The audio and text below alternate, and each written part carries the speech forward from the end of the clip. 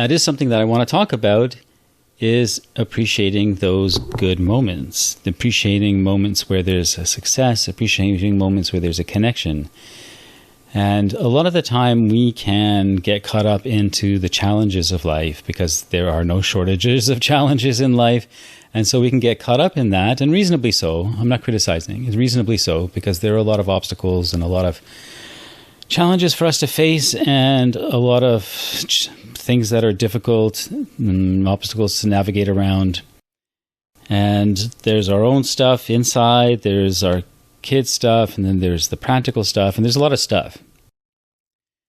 And so I'm really, as you know, that I do not recommend repressing our feelings. I really think it's important for us to have a effective working relationship with our feelings, and really to be able to feel them and not to run from them.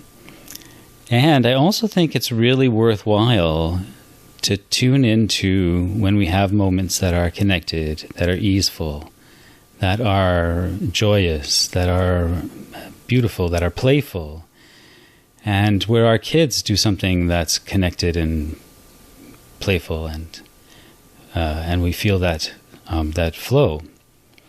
And sometimes, sometimes we have like big moments. Lately in the group, there's been a few posts of people saying, I had no idea my kid would say this, but they said so-and-so, and they reflected the empathy I was giving them, and they reflected. And you can see after a little while, some of those moments will come out.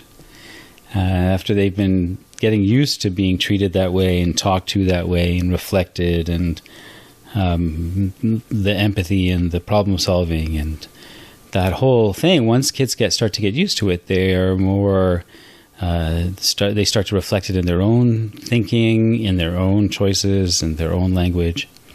And it's a wonderful thing to see. And those big moments can really give us hope for carrying on.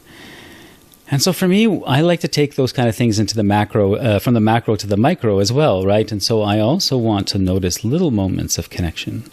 Like if I'm texting my kid, and we just have like a particularly easy banter, I'll jump up and down because I just was so happy that we had a great text exchange. Not because there's a shortage of them, but because I like to celebrate those things. Just because I like to celebrate. When I celebrate something like that, it amplifies it. It makes me notice it more. It helps me tune into it more, and it helps me catch those moments and those opportunities. And so I really like to celebrate it. And it makes me feel good too, because I feel good about the way that this thing happened. If it's something as simple as, like you were getting a glass of water, and instead of just for your kid, instead of just handing it to them, you handed it to them a little bit playfully, and they got a smile on their face. Doesn't necessarily mean you have to post that moment, although it would be great if you did, because the whole community kind of learns from those moments and feels inspired and hopeful from those moments. But what we can do is we can really notice them and acknowledge them. It's like, I was playful for a second there, and my kid had a smile that they wouldn't have had if I hadn't been playful for a second there. And then you can just acknowledge that and remember that and feel it in your body, how it felt, and feel good about it, and then thank yourself for it, and just have that little moment, celebrate it. And it can be something really powerful when we get used to doing that, when we practice doing that. Because number one, it feels good to receive validation, even if it's from ourselves. Number two, it helps us recognize that a lot of good moments are happening. We can get, again, if we yell once in the day or twice in the day, but we have 10 moments that are connected and kind, then we can forget those, We can easily just focus on the yell. And especially if we see that it hurts our kid, then even more so, it's really upsetting. So I'm not saying don't have the upset. I'm not saying push that away. I am saying let's also do the other. Let's also look at moments that go well. Let's also look at them. And then once we start looking at them and looking for them, we can also start creating and cultivating more of them, because we know what we're looking for, because we're getting to the habit of looking for them. And this can really help us on our journey.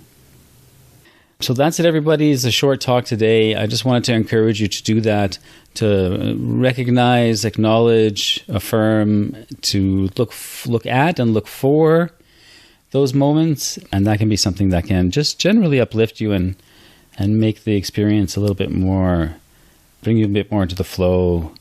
And that's something really beautiful.